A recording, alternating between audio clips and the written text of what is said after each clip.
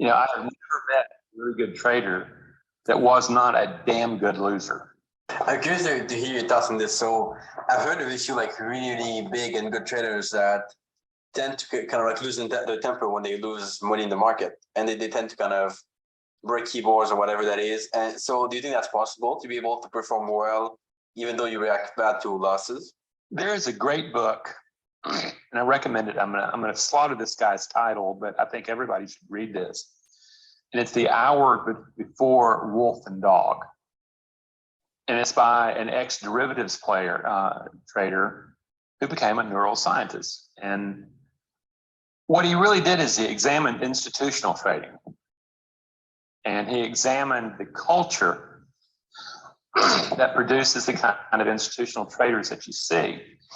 And ultimately, this is when, under big days that, people would get cranked up. The fight flight was just cranked up. They had to go to the bathroom. They had to clear out their gut. They had to do everything like that. They were really getting prepared.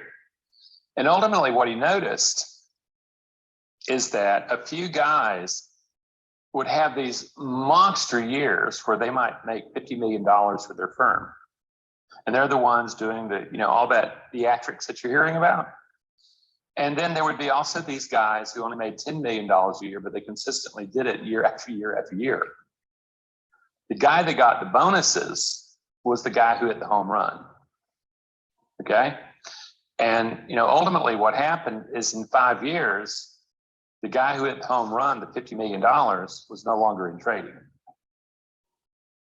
Yet the guys who are moving along, not making spectacular achievements, but really had the mind for trading, they're consistently giving the kind of profitability their institution needed, okay, to survive, while they look for the next home run hitter. And basically what the guy comes down to is that until that culture changes, you're not going to see the consistent profitability that is strive for with retail trading. Because, ultimately, what I'm looking for are people who are looking to become consistently profitable. That's a big deal, not going and hitting home runs. I could care less about that, because what I know is a lot of guys with small accounts, what they're going to do is they're going to add more risk.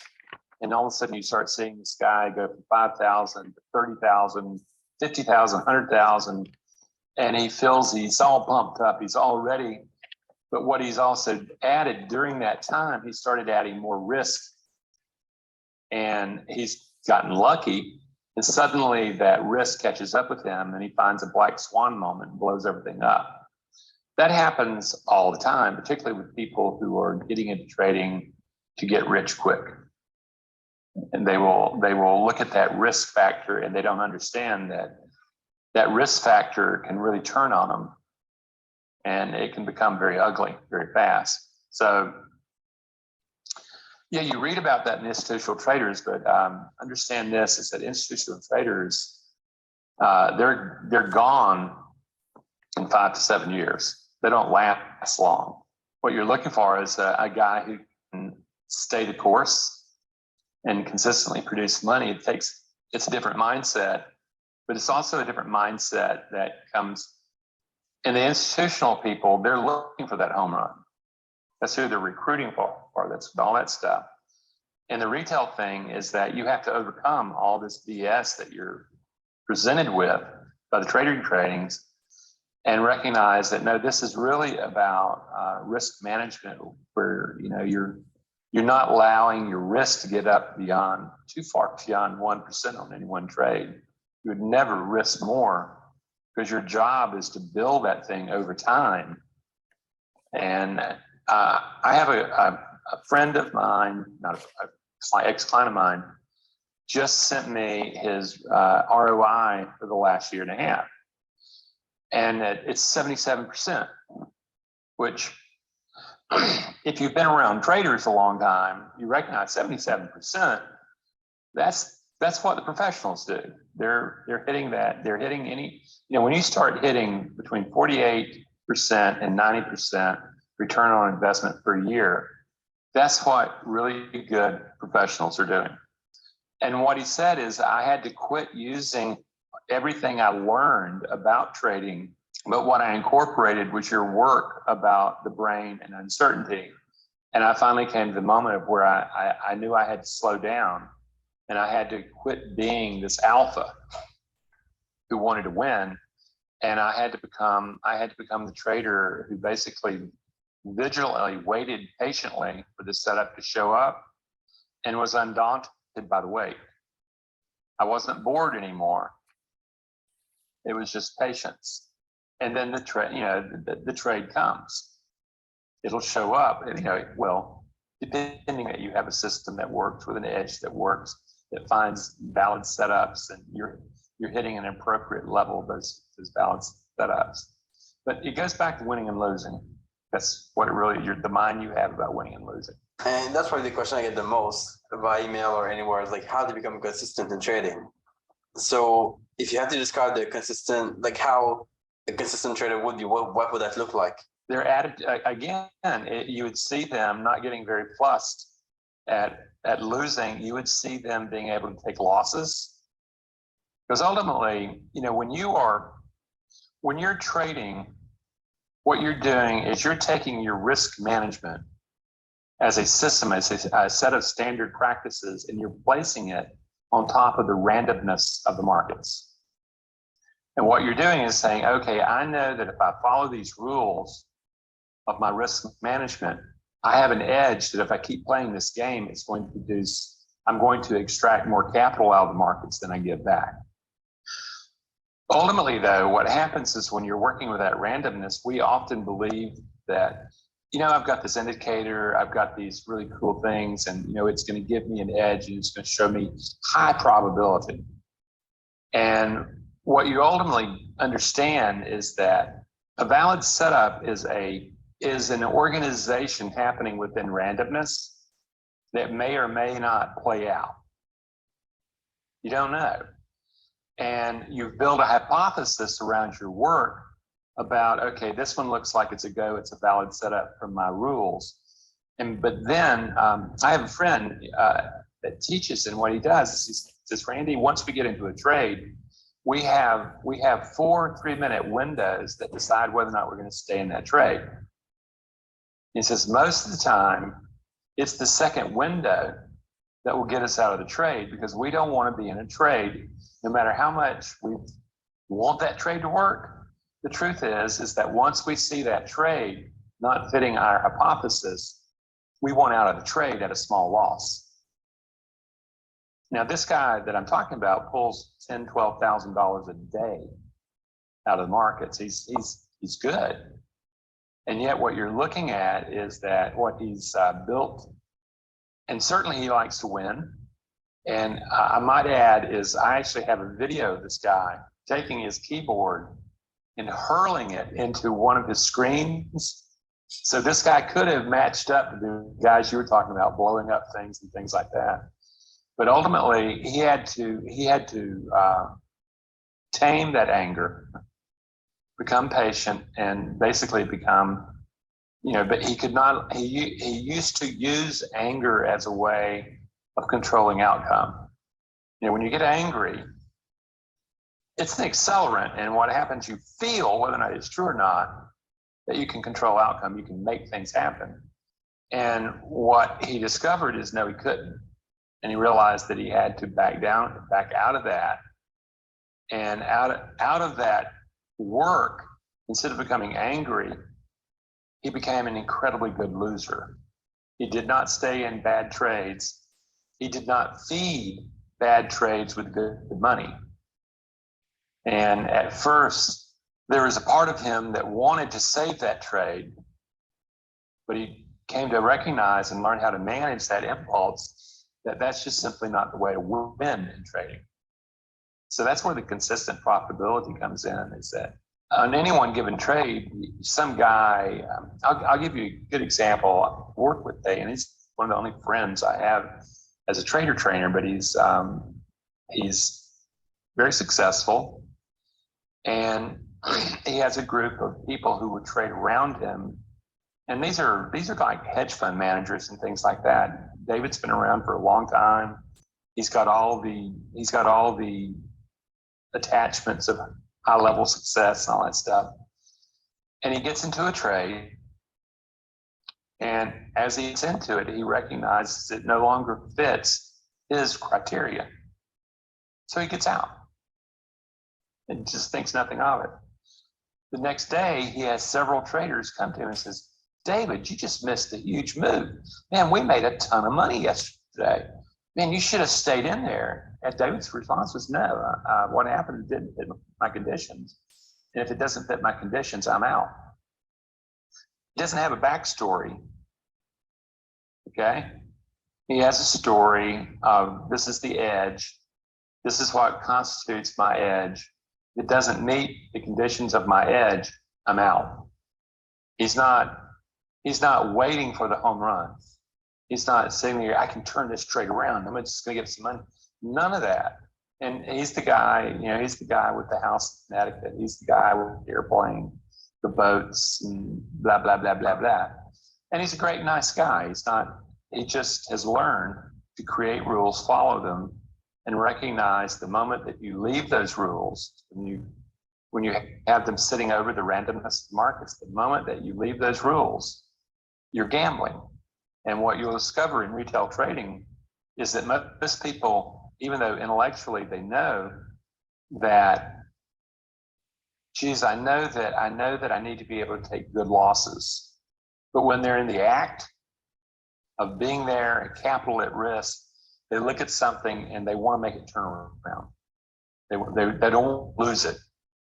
And you're recognizing that's the demon right there. That's the part you have to master. That's what I'm thinking. So you might understand the concept, but then you cannot turn it around like one day or what evening. By understanding the lesson, you gotta what do you think it takes to be able to shift that around, to change it? A lot of practice, or how would that be? Well, it's not really practice. This stuff that you read about that I'm going to train my subconscious mind by repeatedly doing all this stuff with all these visualizations, all these affirmations, that works until you hit pressure. That works till you hit stress. And then the old survival patterns kick in. The key is you have to be able to go in and start really, and this is where your trading account actually becomes your best friend. It's brutal, okay? I acknowledge that it's brutal. But what it's doing, your trading account is revealing the effectiveness of the beliefs that you have about managing uncertainty that you are projecting onto the markets. And you're seeing it in your trading account over time. And the hardest thing in the world is to get the trader to look at the trading account as a truth meter and to start saying, well, what are the beliefs? And these are not beliefs that you have in a thinking way. These are not beliefs that you just say, yeah, I believe in God, country, and blah, blah, blah, blah, whatever, all that kind of stuff. Now, what you're looking at is literally at the level of foundation. Your emotional brain does not operate in language. Your thinking brain, that's the one that does all this talking inside your head when you're trading, would love to believe that it's in control. But what's in control is an emotional brain who doesn't think as we understand thinking. What it's doing, it is literally coordinating how to act with the environment for survival. And it's happening on what we would call a subconscious level. What advertisers know is 95% of the decisions you make are not conscious. And what they do now is they have all this, the eye technology and stuff like that. And what they're doing is they're going in, they're videotaping people. They're not listening to what they say is behind their decisions. What they're doing is they're watching the body as it engages the stimuli out in the world that the advertising agency is trying to sell. That's how it's done. It's kind of like I'm from the advertising industry. And many years ago, I worked on a Mercedes account. I was looking at this and I came upon this really curious number. And this is in the 80s. Okay, so this is years and years and years ago. Do you know what the average cost of a repair on a Mercedes was in the 1980s? Over $1,700. And, you know, I looked at it and says, how can people desire status to such a level that they'll be so stupid as to spend a minimum of $1,700 on a repair? And that would include like getting a tune-up, having an oil change, stuff like that. And you're going, my God, God forbid that if you have something serious. But that was the need for status. And you don't see that consciously. Okay, you don't see that consciously, but there it is in operation if you're looking for it. And in trading, what you're doing, you're saying, you know, I need to get beyond my need for adequacy. I need to get beyond my need to matter. Because most guys are trading really as a way of proving they matter. If I make a bunch of money, then I'm going to matter. I'm going to be a big deal. And giving that control to the trading gods is one of the silliest things that you can possibly do, because it's random. The other one is basically proving your worth. And I've literally had numbers of guys who are able to build net worth up to a particular moment, and once they reach that moment, they start losing it back down. What there is there's a belief behind that level of net worth that locks them into that. And the key is that I see in the trading account, now let me expose it as basically something the limbic system did that was very adaptive. That's why it's there. But the problem is, when the limbic system is wiring in a knowing, a belief, you don't see it, but it's simply a knowing of how you interact with the market. And when it triggers, if thinking is in the way, the thinking is just simply pushed away, unless you know what to look for. And most people don't really use their trading account as a detective. And they don't look at these four principles: the adequacy, the mattering, the worth, and the powerlessness. They don't look at that as every human being goes through that. That's what the limbic system is organizing you around. It's those four principles. And it's those guys who grasp that and start changing literally the brain of what they learn as they engage uncertainty in the here and now. Those are the guys who are consistently profitable. I guess you can do it just by repetition. I just don't see that. You know, what I see are guys, by the time they get to me, they're pretty beat up. Okay, they're pretty beat up, and they've done a lot of different things, and they're still not there. And then they start listening to this, biology stuff, and they go, "Oh my God!" All of a sudden, it kind of wakes up to them, realizing there's something else is going on right under my nose that I've never seen. And that's the big deal. The thing is, for most people, it's hard to see that. Like, once you have a little bit of problem, you say, "Oh no, it's fine. I'll just fix it myself." And then you have to go deeper just to figure out that you kind of need help to fix that. Yeah, well, a lot of people just simply, I get that all the time. You know, if you were to go to my website, there's something that I call the poor man's course. And, you know, it's to get all the materials costs maybe about $150, pretty cheap. And we sell a lot of those, and we've never named it. And yet we keep seeing the same groupings of the book, the workbook, the retail guided meditations. You see all those locked together. And what you know is these guys are saying, "I'm going to do it myself." And some of them do. And I get people writing me back saying, "Thank you, thank you, thank you. You know, I listen to your videos while I'm trading. I've done this course I've invented. I've done all this stuff, and I've improved as a trader." And I look at it and go, I wonder, when they're saying they've improved as a trader, are they also saying, are they consistently profitable now? Again, to me, that's the measure that I'm going to use to judge whether or not a guy can trade or not. And when you start going up, you know, when you start saying, okay, well, what if I can't do it myself? What if I need help? It's kind of like neurosurgery. You know something? I'm not going to do neurosurgery on myself. I'm going to go find someone who really knows what they're doing and can get in there. And it's kind of like right now I have a heart condition that's going to require surgery. Okay. And we're at Duke University, and I realized way over there in Thailand, you wouldn't know who Duke was, but Duke is one of the eminent medical schools in doing heart operations. They're just up and beyond anything. And when you sit down and talk with these guys, they talk a completely different game. And I'm going, yeah, these are the guys I want. You know, I know that I can't do this myself. It's beyond my pay grade. It's beyond my capacity, but I can use these guys to get that jump. Now, I don't have to learn what they know, but ultimately the trader has to learn the way his emotional brain works. There's no way out other than that. You're going to have to learn the way the emotional brain works, and you're going to have to be able to take that emotional brain that you're dragging around with you anyway, and the thinking brain, and you're going to have to put them together as a team so that they work together. That's how you become a successful, profitable trader, not by saying, I can do this.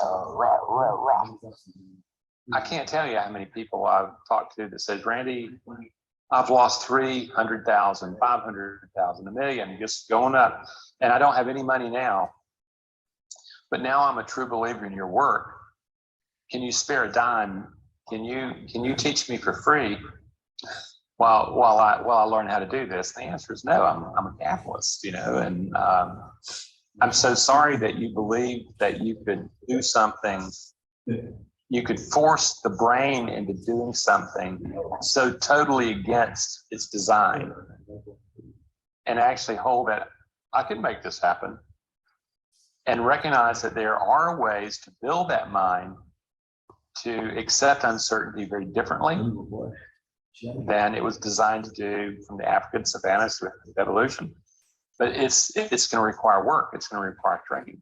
I've come to understand that there is going to be blood, and that there's going to be lots of blood.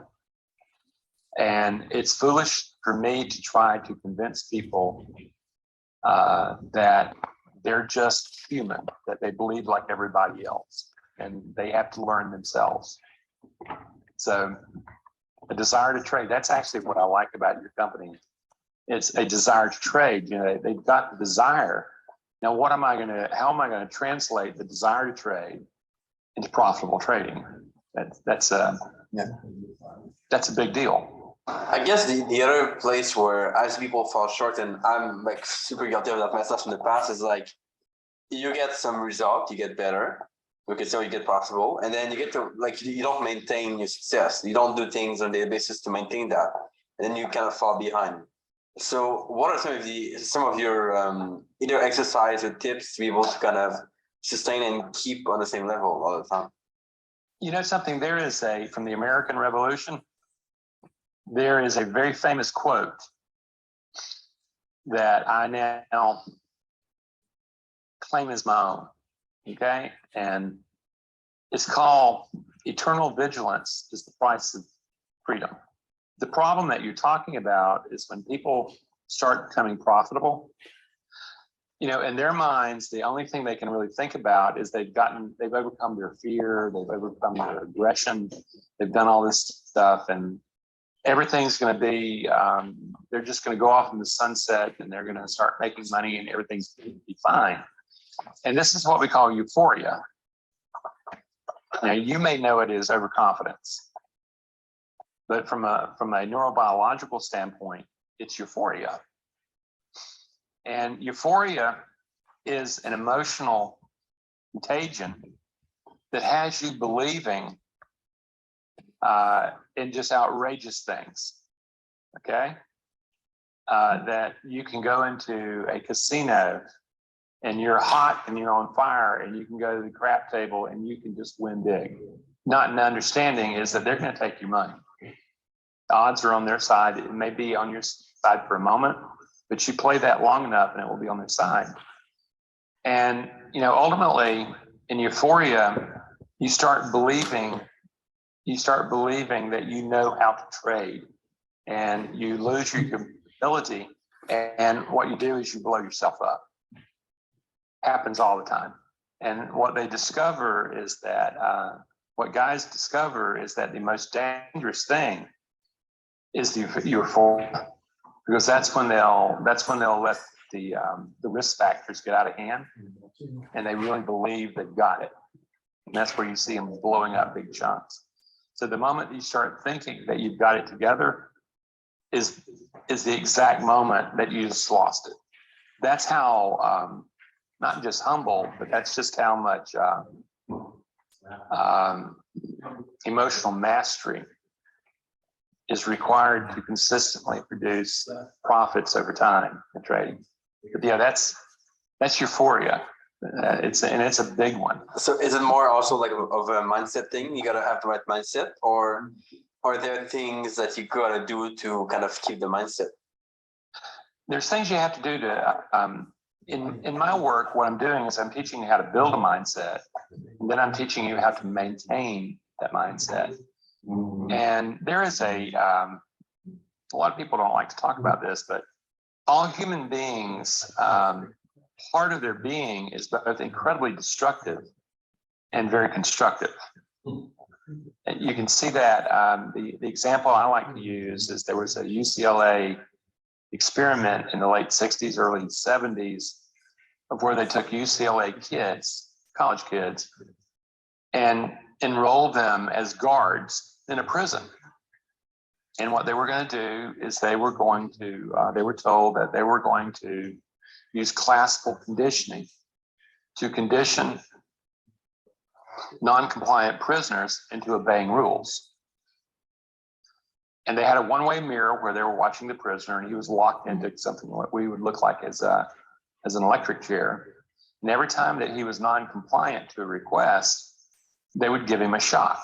Now, the prisoners were actually graduate students who were in on the game. They were not being shocked. There was no one-way mirror. The graduate student could watch as the guard, the kid, was getting ready to shock him. And what they did, they took UCLA college kids and in 3 days turned them into lethal killers. The kids were knowingly giving lethal shocks to the graduate students, the prisoners, because they weren't compliant. 3 days, okay? That's that destructive quality that lives within all of us. And if you do not acknowledge that that lives within us, and in my work, I call that the inner critic, okay? If you do not acknowledge that it lives within you and that you need to be to its presence, it will sneak into what I call the committee of the mind, and it will create havoc. You have to become an observer of the mind that you're organizing and bringing into trading. And with me, what you would see, I'm training people to have a specific mind, and that they've already looked for the inner critic, that they know where their orphan nature is, their darkness is, and that they're ready to engage uncertainty with stress in it. And they've been taught how to handle that and not have the survival instincts kick in. And that takes training. That's not something that, that's not something you're going to say, well, I'm going to get this MP3 guided meditation and I'm going to listen to it for 3 or 4 times and I'm going to have it.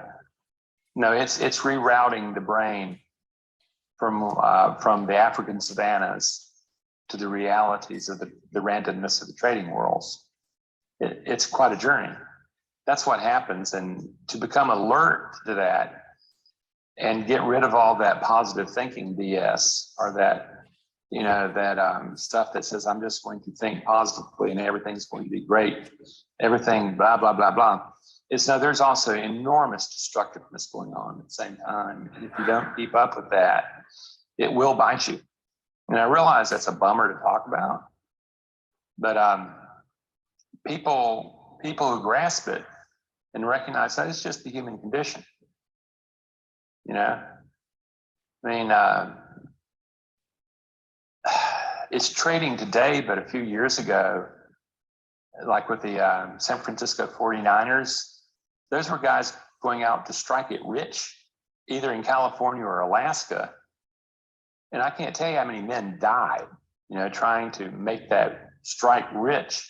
And they never saw the destructiveness of what they were doing. Guys like Levi Strauss decided, this is too hard to work. You know, I can sell them cloth and make a lot of money. And he did. That's what jeans were. That's what these guys wore. So it's building and maintaining the mind and recognizing that that mind has to truly be maintained, or it will start sliding in different ways. And usually that's not good for the trader. Yes, interesting concept for sure. And I know for a fact that the shortcut will be, like, people would love that better, but there's no shortcut in that kind of field. There's no shortcut. Yeah. But they want it. It's kind of like what you also notice is that trading now has been grouped with property management, of where you're going and buying property, making a lot of money and all that kind of stuff. What you see is trading is grouped into the same thing. Is I started seeing a number of people who got into rental properties and stuff like that, and it's a way of getting rich quick, because you know you get properties and start taking cash out of them, and you have short-term cash just sitting there. Of course, you've taken money out of the property and you owe it, but let's not talk about that. And that same kind of mentality they start coding trading with. And trading, you know, there's that old joke, you know, how do you make a small fortune in trading? Start with a big one, you know. And this is really about not getting rich quick.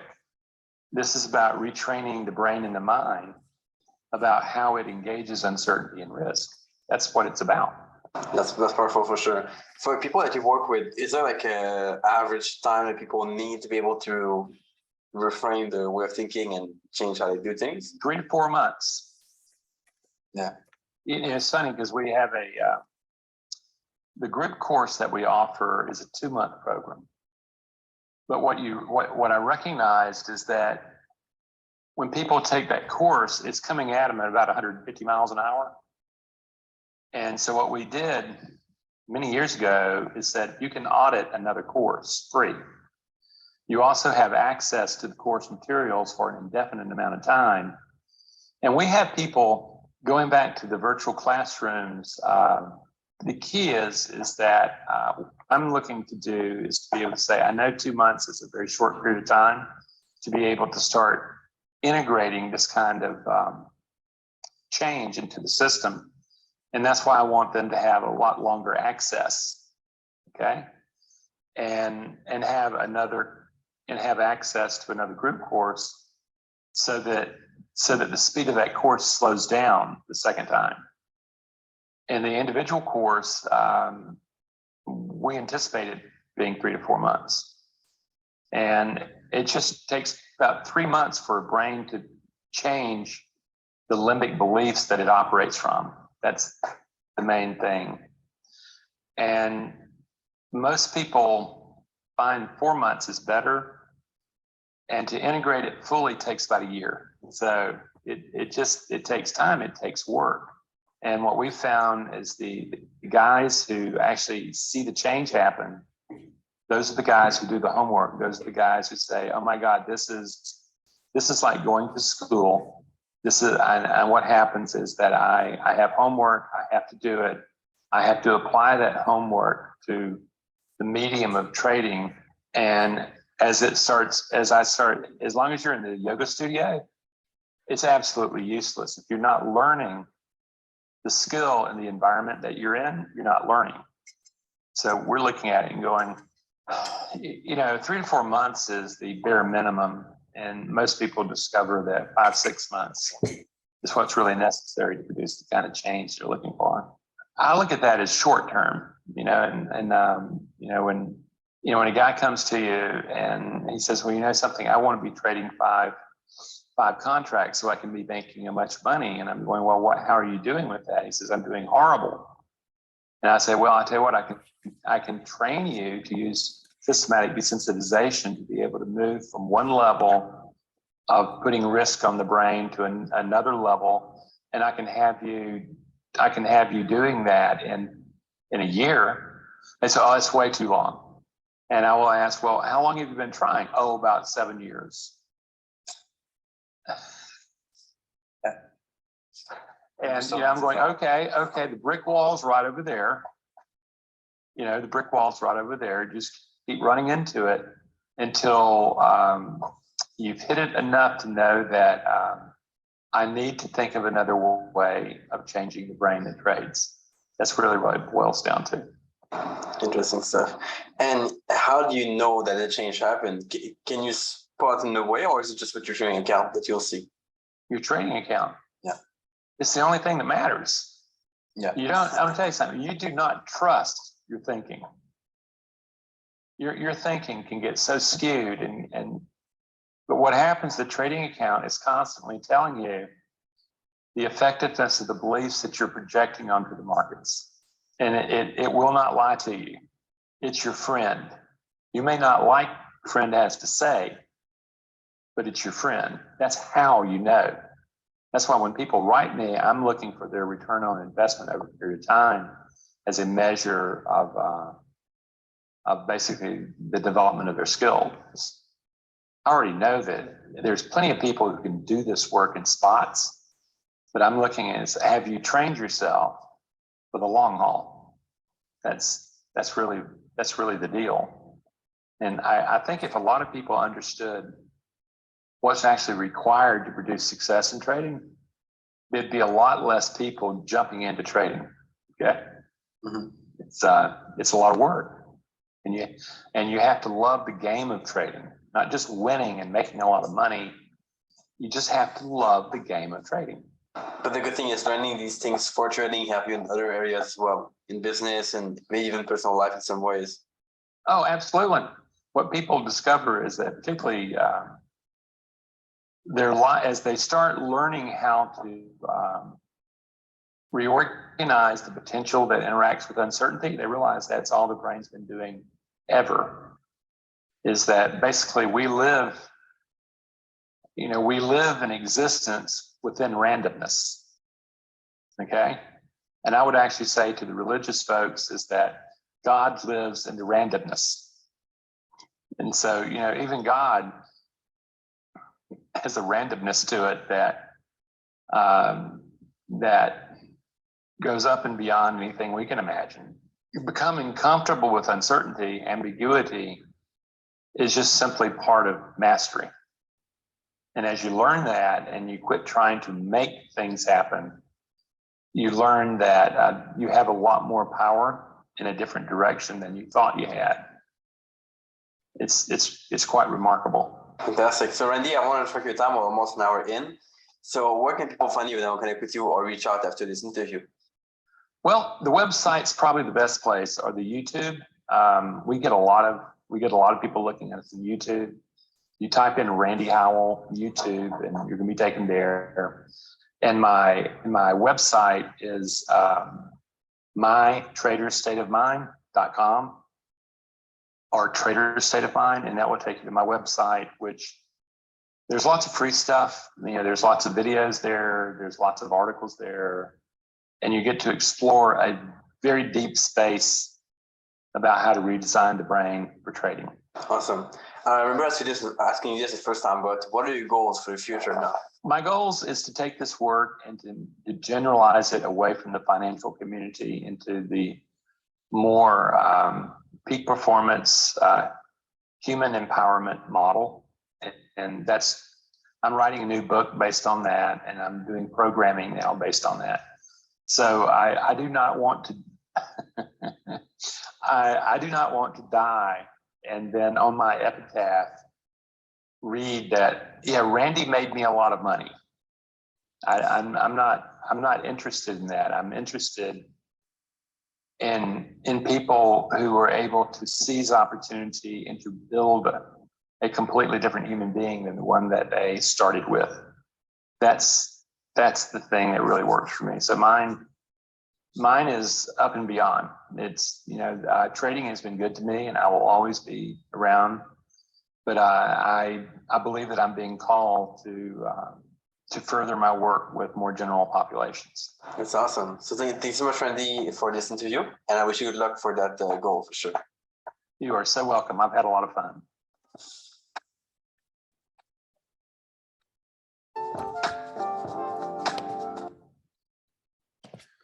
All right.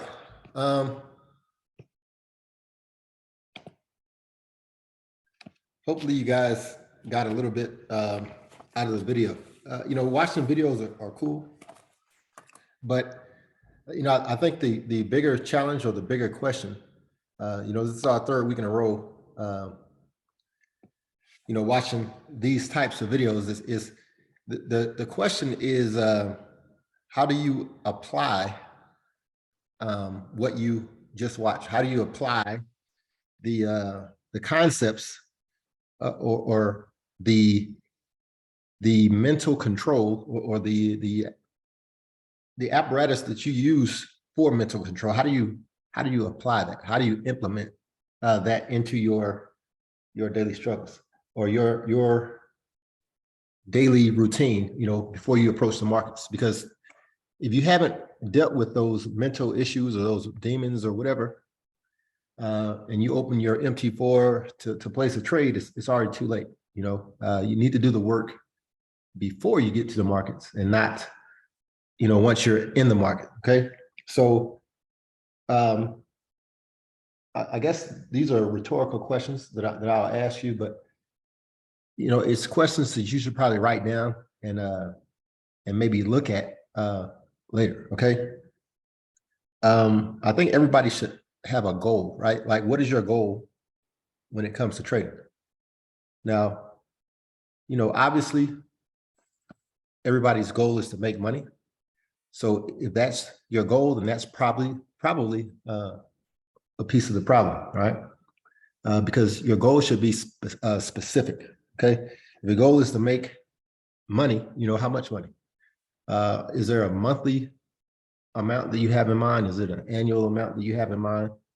If you don't know your goal, then you'll never achieve your goal. That's just how it works. You can't just come here and randomly place goals. All right. But amen. I had to say amen. Amen. yeah. So along those same lines, are your goals too lofty? Okay. Because sometimes we can place a goal. Like, I want to become CEO of Tesla. I don't know the first thing about electronics or cars. I'm not an engineer. I mean, that's probably a pipe dream. So, are your goals too lofty? Okay.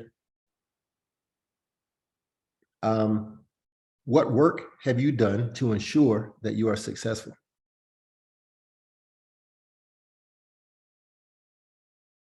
I know the last 3 weeks we've watched these videos on mindset, on trading psychology, but what work have you done personally to ensure that you are successfully, you're successful when it comes to trading?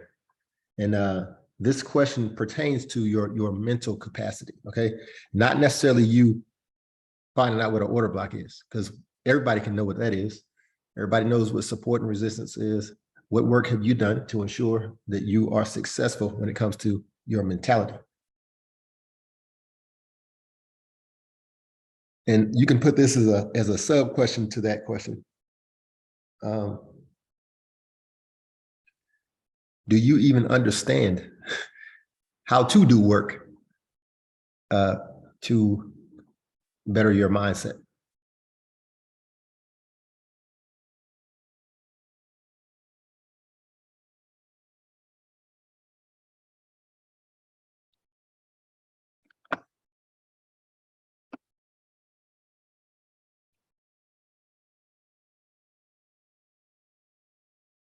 Now, I want to highlight a couple of points. that my man hit. There was a kind of a funny little quote that he used.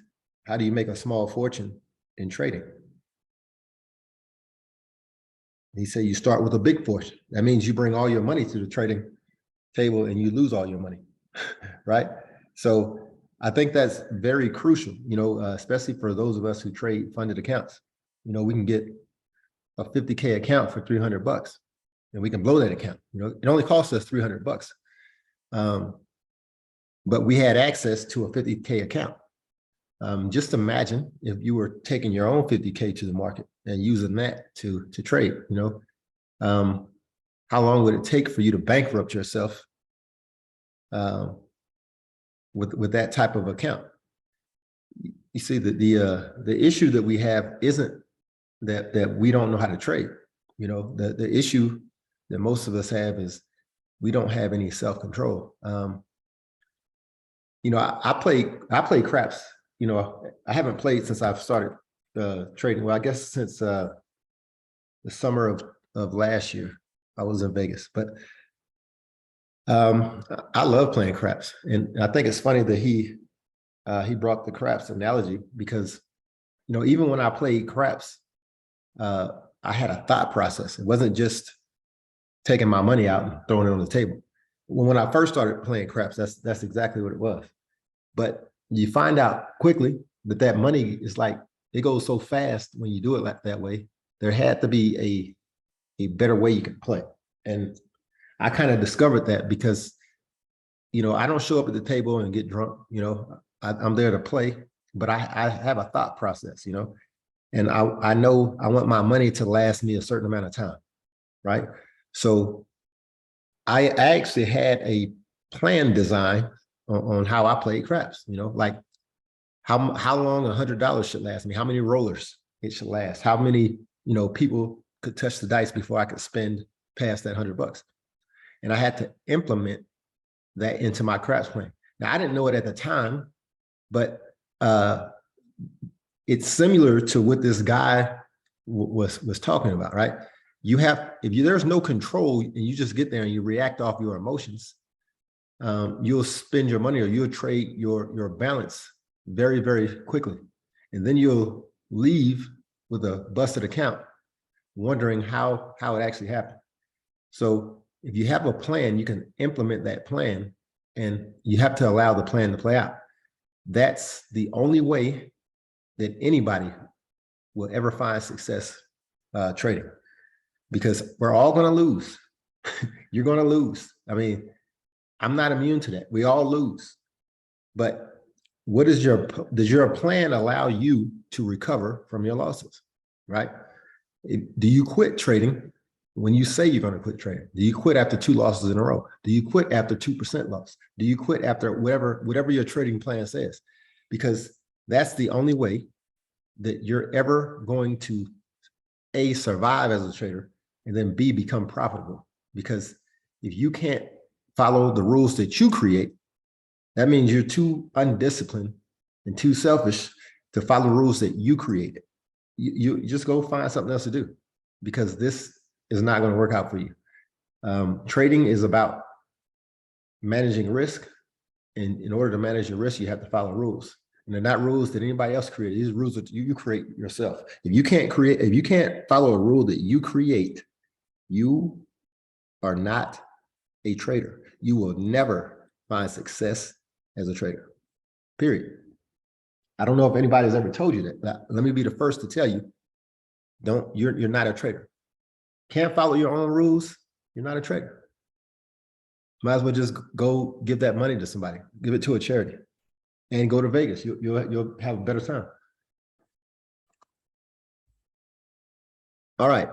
Do you guys have any questions, any comments?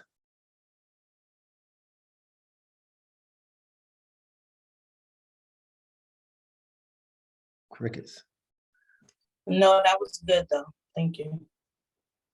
Okay, I'm gonna post the video and the video link. I kind of started recording it late, but I'm gonna post the video. I'll drop the video link in the chat. Kai, what time is your class starting? 1. It's 1 o'clock. What time is it? It's like 12. Oh, okay. Yeah, I didn't know. All right, so in an hour, we'll be back. Yes, please. All right, thank you, everybody. Thank you, Ty.